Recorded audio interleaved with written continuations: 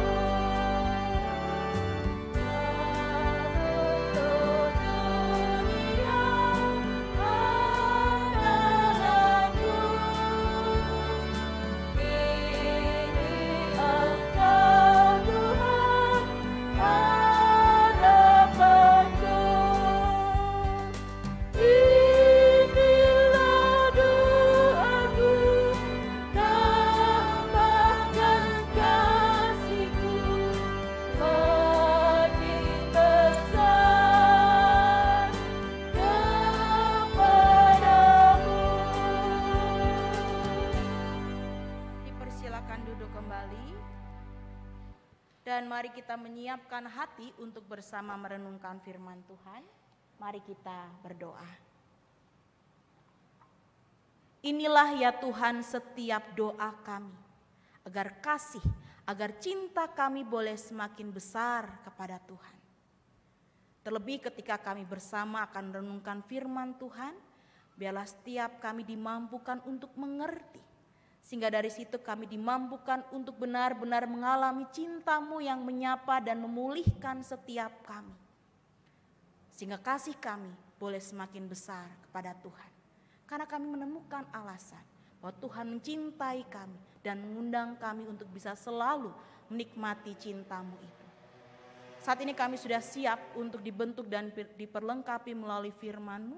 Sapalah setiap kami anak-anak hingga kami orang tua, semuanya kami percaya bahwa Tuhan hadir saat ini, melingkupi setiap ruang hati kami dan memampukan kami juga untuk mengerti akan kebenaran firman Tuhan. Bersapalah kepada setiap kami ya Tuhan, kami siap untuk disapa oleh Tuhan. Di dalam nama Tuhan kami Yesus Kristus, Sang Firman kehidupan, kami berserah. Amin. Selamat sore Bapak Ibu. Bacaan pertama terambil dari kitab Yesaya pasal 50 ayat 4 dan 9. Yesaya pasal 50 ayat 4 sampai 9. Tuhan Allah telah memberikan kepadaku lidah seorang murid, supaya dengan perkataan aku dapat memberi semangat baru kepada orang yang letih lesu. Setiap pagi ia mempertajam pendengaranku untuk mendengar seperti seorang murid. Tuhan Allah telah membuka telingaku dan aku tidak memberontak, tidak berpaling ke belakang. Aku memberi punggungku kepada orang-orang yang memukul aku dan pipiku kepada orang-orang yang mencabut janggutku. Aku tidak menyembunyikan mukaku ketika aku dinodai dan diludahi. Tetapi Tuhan Allah menolong aku, sebab itu aku tidak mendapat noda. Sebab itu aku meneguhkan hatiku seperti keteguhan gunung batu, karena aku tahu bahwa aku tidak akan mendapat malu. Dia yang menyatakan aku benar telah dekat. Siapakah yang berani berbantah dengan aku? Marilah kita tampil bersama-sama. Siapakah lawanku berperkara? Biarlah mendekat kepadaku. Sesungguhnya Tuhan Allah menolong aku. Siapakah yang berani menyatakan aku bersalah? Sesungguhnya mereka semua akan memburuk seperti pakaian yang sudah usang. Ngengat akan memakan mereka. Demikianlah sabda Tuhan.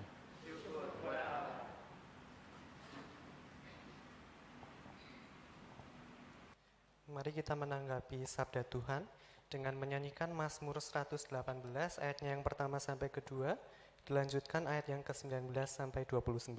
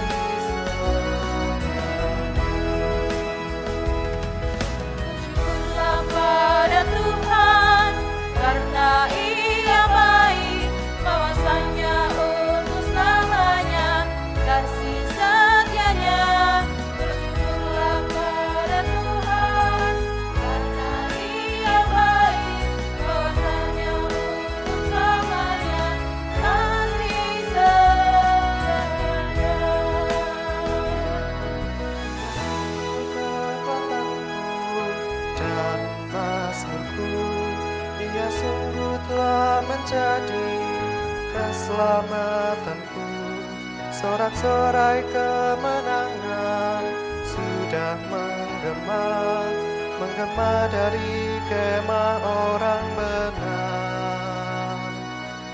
Tangan Tuhan melakukan keperkasaan, meninggikan orang-orang yang benar. Aku tidak akan mati, tapi hidup, dan ku akan menceritakan karya-karyamu.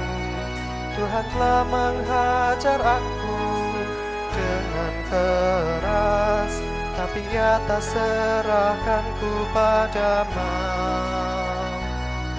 Bukakan ku pintu gerbang kebenaran-Mu. Aku ingin masuk untuk bersyukur. Ini pintu gerbang Tuhan, puji Tuhan. Orang benar akan masuk ke dalamnya. Aku bersyukur padamu, Kau menjawabku dan telah menjadi keselamatanku. Batu yang sudah dibuang tukang bangunan, ini sudah jadi batu penjuru. Bersyukurlah pada Tuhan, karena Ia baik, bahwasanya untuk selamanya kasih setianya. Bersyukurlah pada Tuhan, karena Ia baik, bahwasanya untuk selamanya kasih setianya. Hal ini telah terjadi dari Tuhan, suatu perbuatan ajaib di mata kita. Ini hari yang dijadikan Tuhan. Bersoraklah dan bersuka karenanya. Bersyukurlah pada Tuhan, karena Ia baik, bahwasanya untuk selamanya kasih setianya. Bersyukurlah pada Tuhan, karena Ia baik, bahwasanya untuk selamanya kasih setianya. Hal ini telah terjadi dari Tuhan, suatu perbuatan ajaib di mata kita. Ini hari yang dicipta oleh Tuhan, marilah kita bersorak. karenanya. Ya Tuhan, beri kiranya keselamatan, beri kiranya kemujuran ya Tuhan. Diberkatilah yang datang dalam namanya, kami memberkati kamu dalam namanya. Dia menerangi kita, Tuhanlah Allah. Ikatlah korban pada tanduk mezbah. Ku bersyukur kepadamu, ya Allahku. Aku akan meninggikan Engkau. Bersyukurlah pada Tuhan, karena Ia baik, kawasannya untuk selamanya, kasih setianya. Bersyukurlah pada Tuhan, karena Ia baik, kawasannya untuk selamanya, kasih setianya.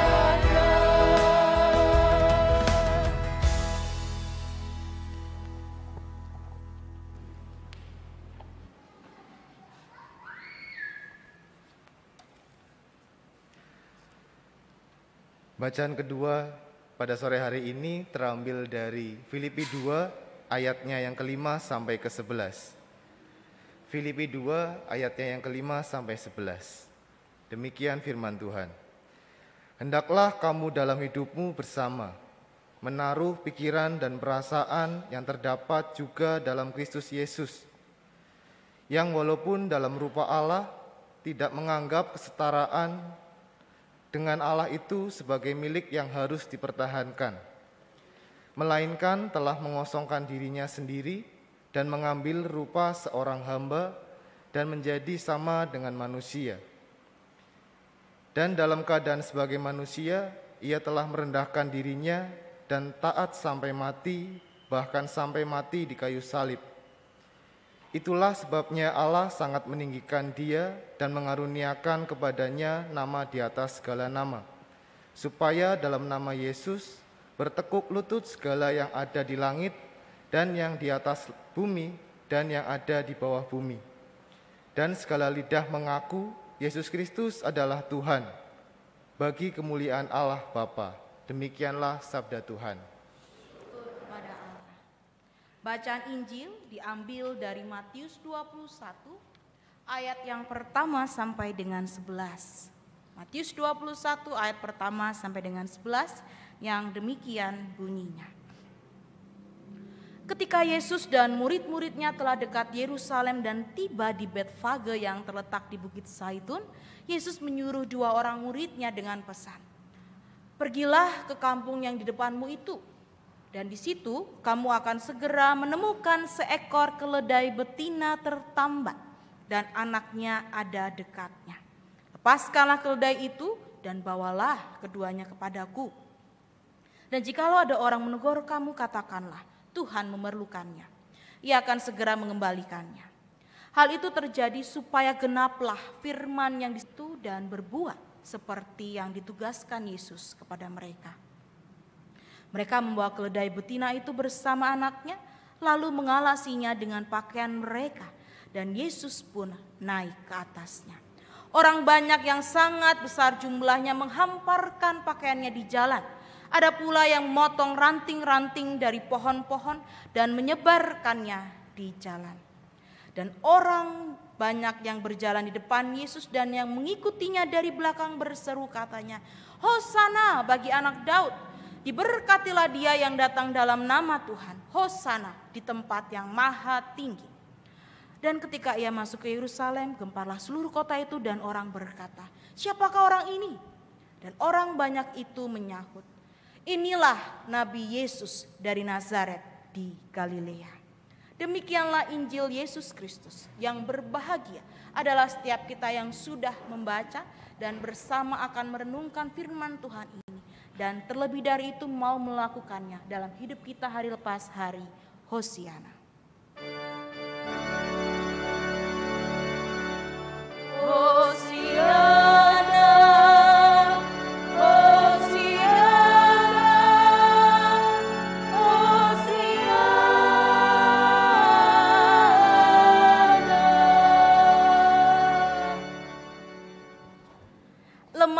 lembut seperti Yesus. Bapak Ibu Saudara, ini adalah tema yang akan kita renungkan bersama. Tapi sebelumnya saya belum menyapa sore hari ini. Selamat sore Bapak Ibu.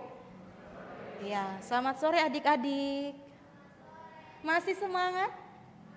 Oke, semoga semangat terus ya, karena kalian sudah berusaha memberikan yang terbaik dari pagi. Terima kasih untuk semangat kalian, dan biarlah ini juga terus menolong kita punya semangat yang sama di dalam mengikut Tuhan, mau melayani Tuhan, tidak mengenal waktu. Walaupun mungkin tadi sudah kebaktian pagi, sekolah minggu, tapi mereka mau memberi diri untuk terus melayani Tuhan. Terima kasih untuk semangat adik-adik. Bapak Ibu Saudara yang dikasihi oleh Tuhan, sekali lagi tema kita adalah lemah lembut seperti Yesus.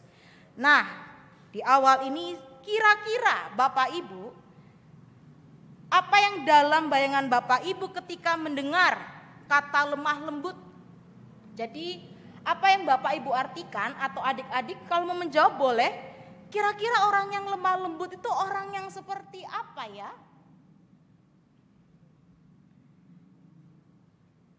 Apakah di sini semua lemah lembut? Dengan kelemah lembutannya tidak ada suaranya? Orang yang lemah lembut. Iya, oh Nando boleh angkat tangan, silakan. Menurut Nando orang yang lemah lembut itu seperti apa?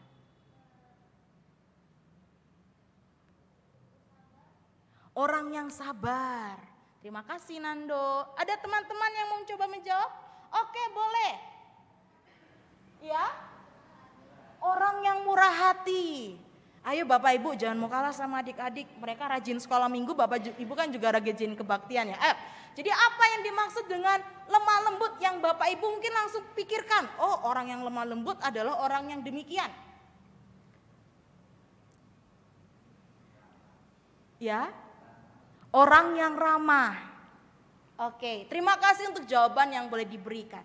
Bapak Ibu, biasanya ketika kita mendengar kata lemah lembut, atau ketika kita berusaha mendefinisikan atau berusaha menyebut seseorang, kalau orang itu lemah lembut, maka proyeksi atau bayangan kita, pikiran kita, orang yang lemah lembut itu adalah orang yang lembut, orang yang kalem.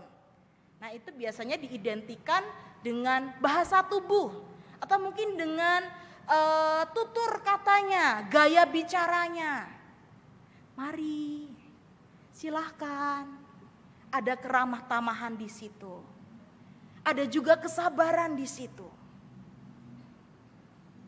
Tapi pertanyaannya, apakah kalau kita ngomongin soal tutur kata, gaya bicara, apakah orang yang bersuara lantang bukan berarti dia adalah orang yang lemah lembut?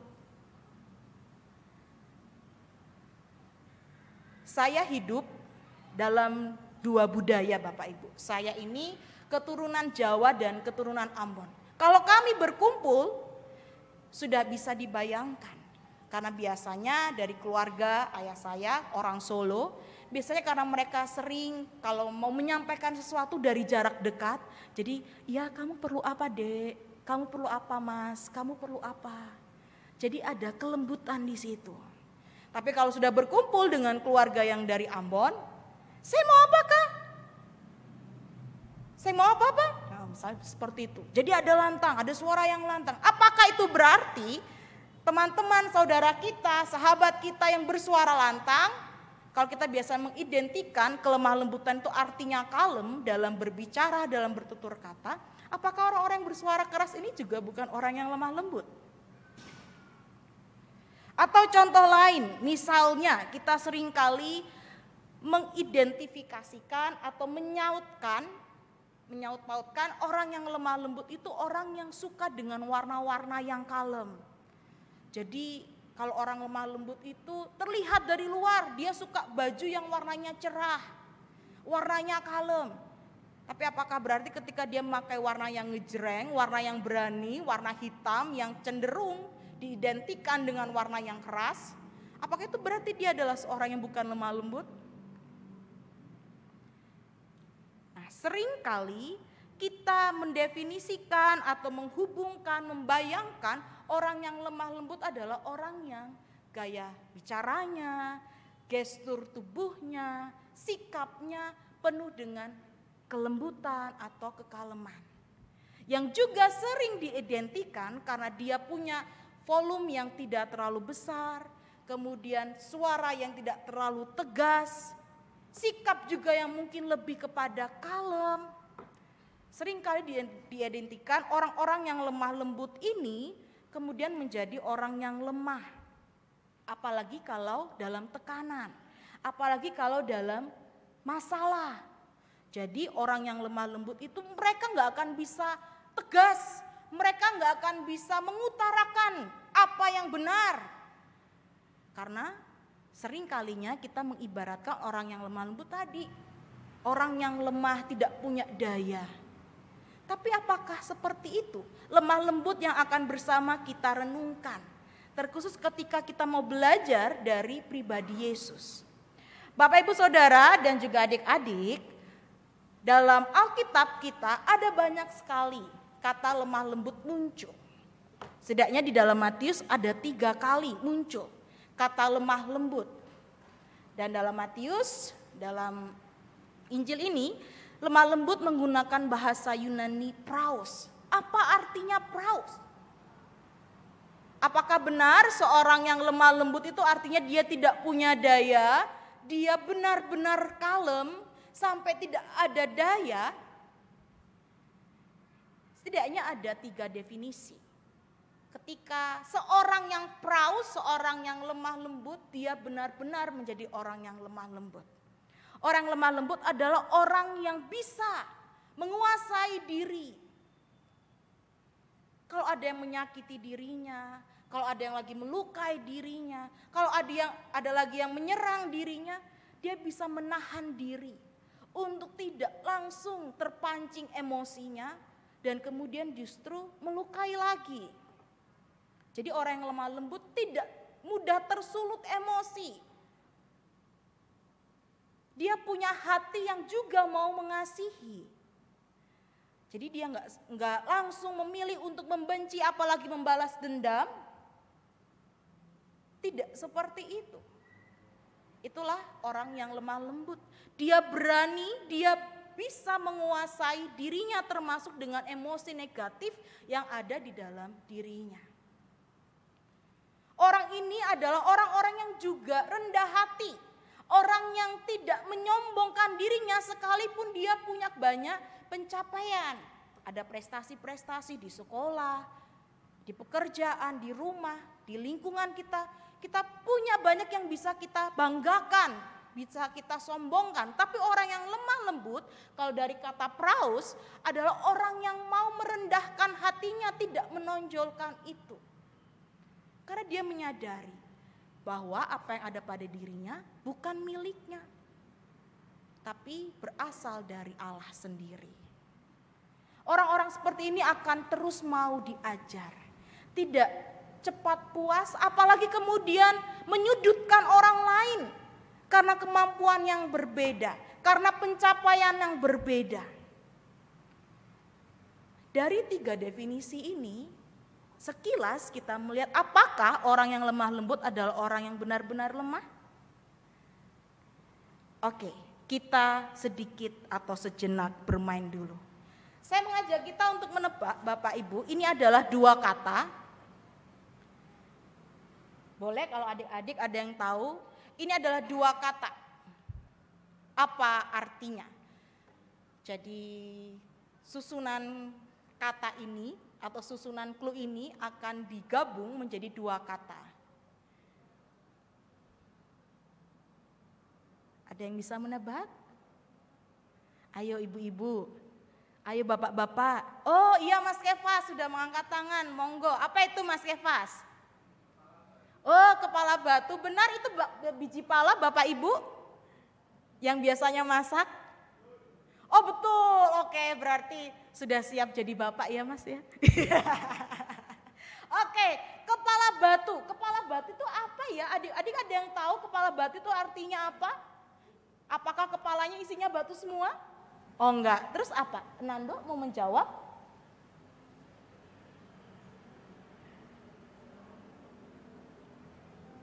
Mau dibantu Faro atau mau dibantu Kakama?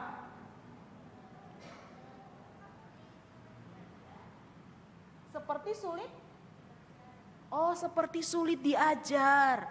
Jadi merasa saya ini pinter gitu ya. Jadi saya nggak mau belajar. Orang yang keras kepala artinya orang yang nggak mau mendengarkan apa kata orang. Oke, terima kasih. Selanjutnya teka-teki berikutnya. Masih sama, 2 kata. Apa ya ini kira-kira?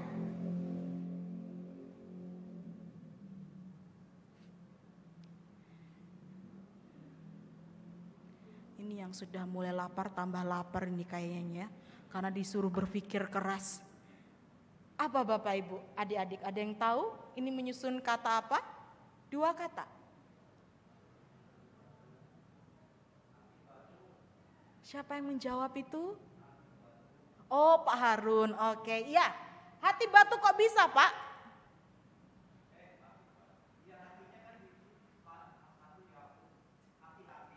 Oke. Oke.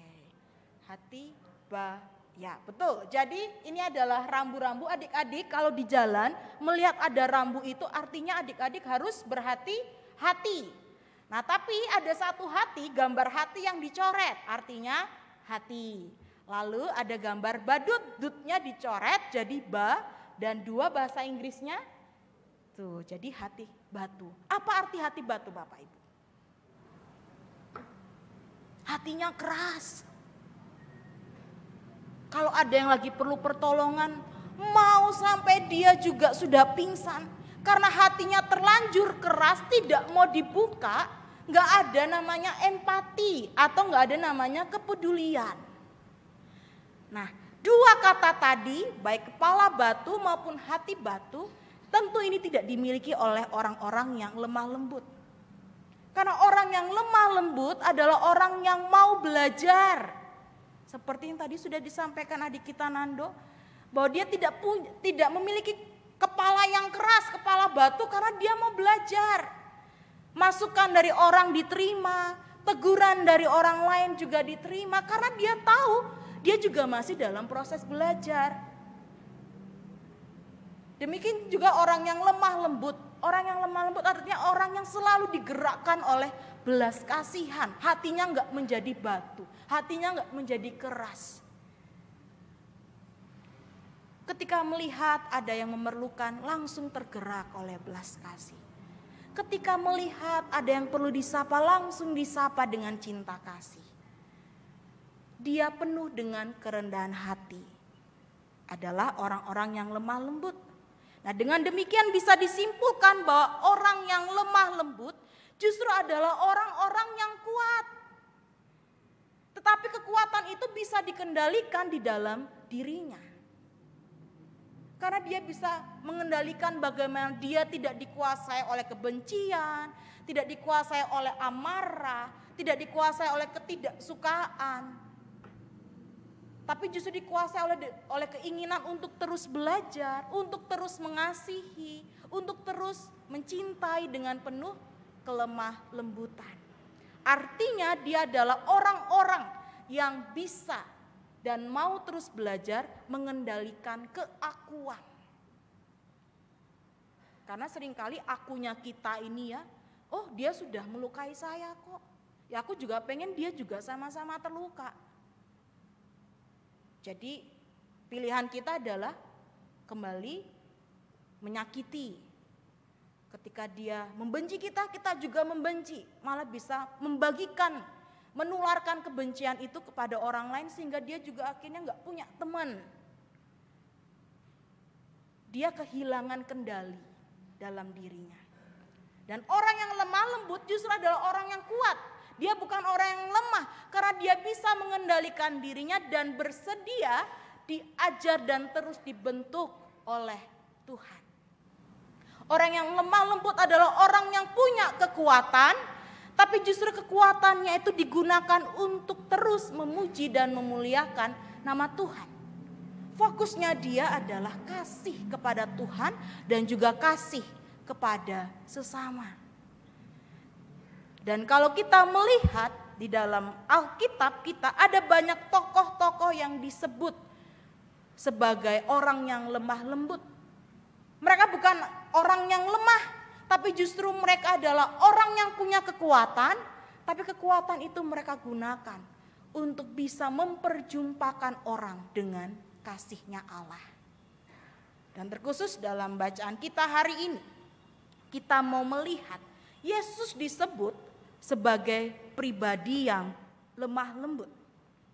Karena di ayat 4-5 disampaikan demikian. Hal itu terjadi supaya genaplah firman yang disampaikan oleh Nabi, katakanlah kepada putri Sion, lihat rajamu datang kepadamu, ia lemah lembut dan mengendarai seekor keledai beban yang mudah. Bacaan kita hari ini sedang mengisahkan dan kembali mengingatkan kita tentang mengapa kita merayakan Minggu Palmarum. Karena kita sedang mau melihat Yesus yang meneladankan kepada kita arti lemah lembut. Arti lemah lembut yang bagaimana? Sebagai seorang yang sudah dikenal oleh orang banyak saat itu, dengan kuasanya, dia bisa memilih untuk hadir, menunjukkan otoritasnya, menunjukkan kuasanya yang hebat. Dia bisa hadir dengan kuda. Apalagi orang-orang saat itu sudah melihat atau sudah memahami, sudah menyebut Yesus ini sebagai raja. Kenapa bisa begitu? Karena dikatakan Hosana bagi anak Daud. Perkataan ini adalah sebuah pengakuan bahwa Yesus adalah Mesias, raja yang akan menyelamatkan mereka. Dengan apa yang ada pada Yesus, Yesus bisa saja hadir. Dengan juga simbol kekuasaan, simbol keagungan, yang dalam arti dia bisa hadir dengan kuda. Karena kuda pada saat itu dipakai oleh orang-orang untuk berperang. Menunjukkan kekuasaannya, menunjukkan kehebatannya. Tetapi Yesus hadir bukan dengan kuda. Yesus hadir dengan keledai. Keledai ini adalah simbol damai, Bapak Ibu. Karena biasanya keledai akan dipakai oleh raja-raja dalam keadaan yang damai. Dan Yesus memilih untuk hadir dengan keledai karena dia ingin menunjukkan siapa dirinya. Dia adalah pribadi yang lemah lembut, yang punya kuasa tapi dia tidak mau menggunakan kekuasaan itu untuk membumi hanguskan atau untuk melenyapkan seperti apa yang dibayangkan oleh orang-orang saat itu. Bahwa Yesus akan hadir sebagai raja yang akan memenangkan mereka, membawa mereka, menyelamatkan mereka dari bangsa Romawi. Yesus hadir dengan keledai, simbol damai, simbol juga kesederhanaan.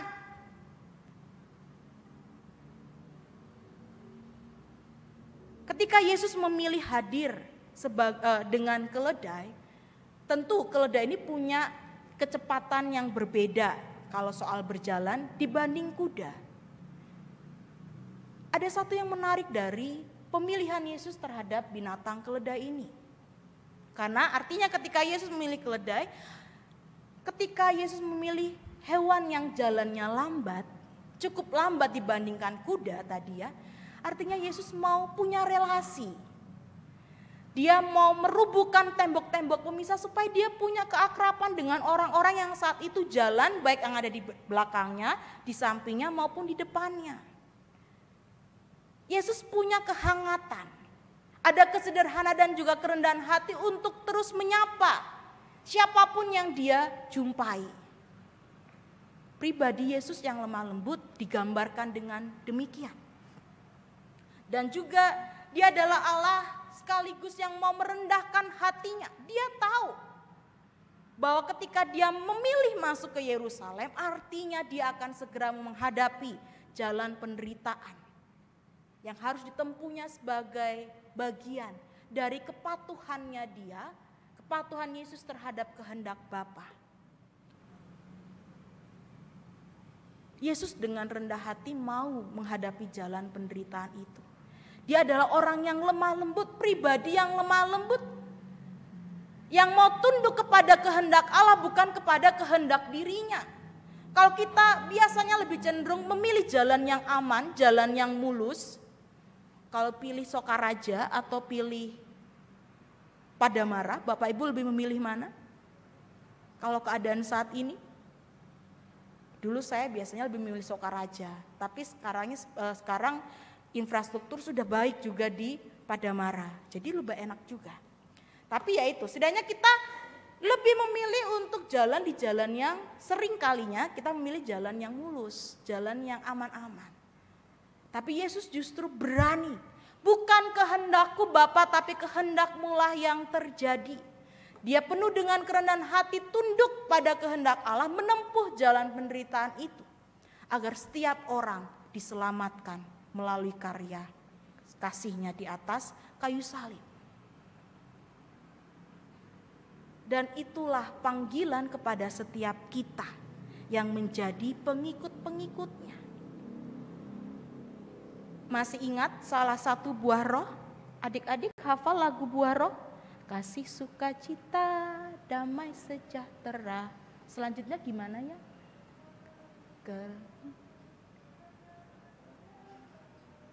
Dan penguasaan diri. Dan salah satu buah roh adalah lemah lembut. Artinya setiap kita yang sudah hidup di dalam roh, roh yang sudah memulihkan kita, seharusnya kita menghasilkan salah satu buahnya yaitu kelemah lembutan. Tapi pertanyaannya, apakah kita sudah melakukan itu? Apakah kita sudah berani mengatakan bukan kehendakku Bapa tapi kehendak-Mu yang terjadi?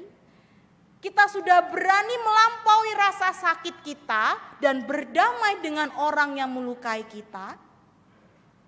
Kita berani merobohkan tembok-tembok pemisah dan berrelasi, bersaudara, berkomunikasi, bersahabat dengan siapapun seperti yang Yesus lakukan sebagai pribadi yang lemah lembut? Sudahkah kita benar-benar hidup di dalam roh yang menghasilkan lemah lembut itu?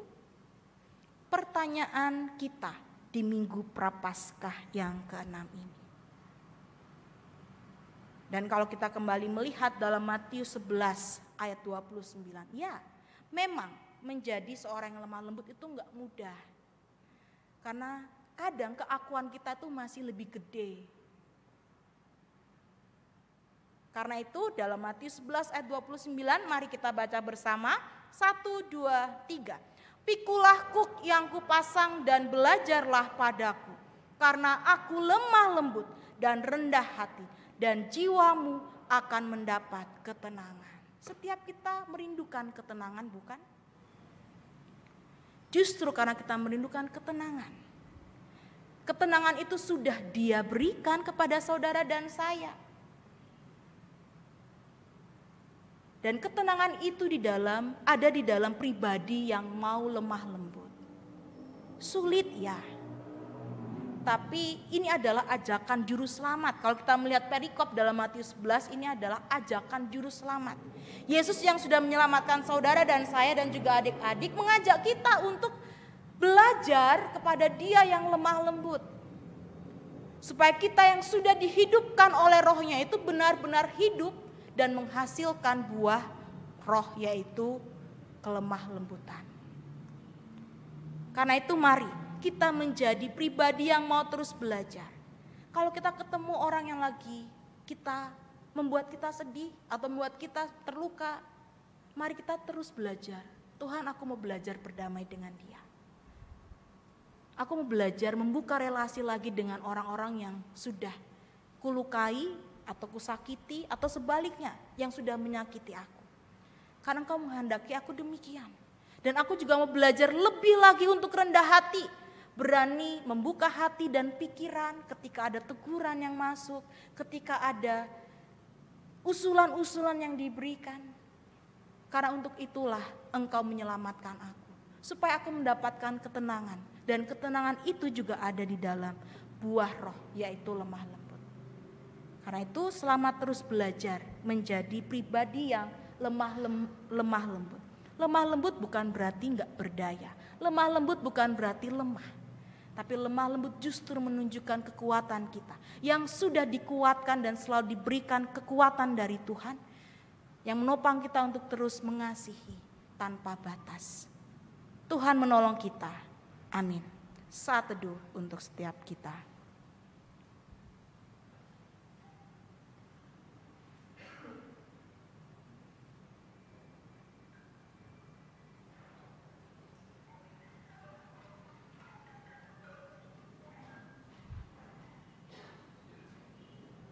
kita akan bersama mendengarkan kesaksian pujian dari anak-anak kelas besar di sekolah minggu maupun juga dari tim angklung yang menolong kita untuk semakin menghayati Minggu Palmarum, minggu di mana kita menyorak-nyorakan Hosana, selamatkanlah kami ya Tuhan. Artinya kita juga dipanggil untuk punya kerendahan hati, selalu bergantung kepada Tuhan.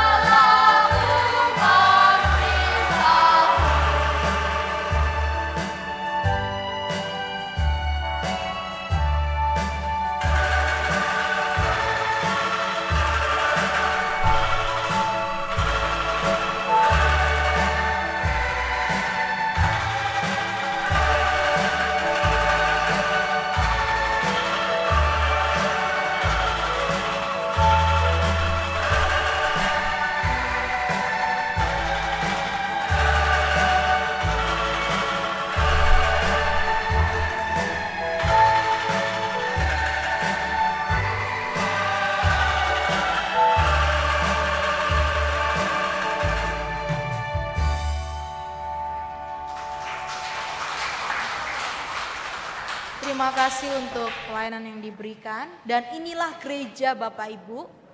Gereja kita ada banyak generasi di dalamnya.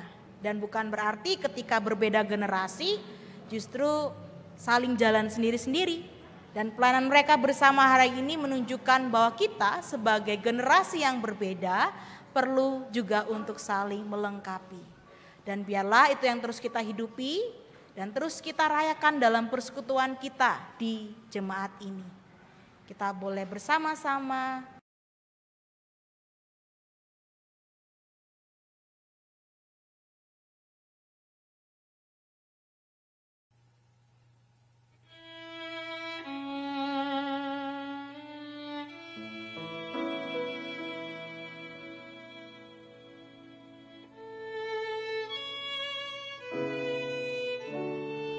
selamat memasuki Minggu Prapaskah yang ke-6. Bapak Ibu Saudara yang dikasihi oleh Tuhan, itu berarti kita akan memasuki Minggu Sengsara Yesus. Dalam sepekan ke depan, dalam pekan suci, kita akan bersama kembali mengingat dan juga memaknai sekaligus merayakan betapa besar kasih Allah yang sempurna bagi dunia ini melalui pengorbanan putra tunggalnya, yaitu Yesus Kristus di atas kayu salib. Karena itu mari kita ikuti kegiatan-kegiatan yang ada selama sepekan ke depan. Pertama, kebaktian Kamis Putih akan dilaksanakan pada hari Kamis pukul 6 sore di gedung gereja ini. Dan dalam kebaktian ini akan ada proses pembasuhan kaki. Karena itu kami mohon Bapak Ibu Saudara dapat menggunakan pakaian maupun alas kaki yang nyaman. Yang kedua, Jumat Agung. Kebaktian Jumat Agung akan dilaksanakan pada hari Jumat pukul 7 pagi di gedung gereja ini. Setelah itu, pada pukul 9 anak-anak dimohon untuk bisa berkumpul di gereja ini karena kita akan bersama mengingat dan merayakan kebaktian Jumat Agung bersama dengan Opa Oma di Panti Reda, Kalimantan. Ketiga, doa Sabtu Sunyi. Doa dalam bentuk reflektif ini akan bersama kita lakukan pada hari Sabtu pukul 6 sore di Aula SDK Bina Harapan. Doa ini akan dilakukan dengan lesehan dan juga tersedia beberapa kursi, tapi kami mohon untuk Bapak Ibu Saudara bisa menggunakan pakaian yang juga nyaman. Dan berikutnya, pada puncak dari karya keselamatan Yesus, kita akan bersama merayakan kebangkitannya melalui kebaktian Paskah. Kebaktian Paskah akan dilakukan dalam 2 kali kebaktian, yaitu pada Minggu pagi pukul 5 dan juga Minggu sore pukul 4:30. Perlu menjadi perhatian kita bahwa liturgi dalam Paskah subuh adalah liturgi yang merupakan satu kesatuan. Kita akan bersama berkumpul di halaman SDK Bina Harapan dan kemudian kita akan melanjutkan kebaktian di dalam gedung gereja. Karena merupakan satu kesatuan, kami mohon Bapak Ibu Saudara dapat mengikuti kebaktian ini dari awal hingga akhir.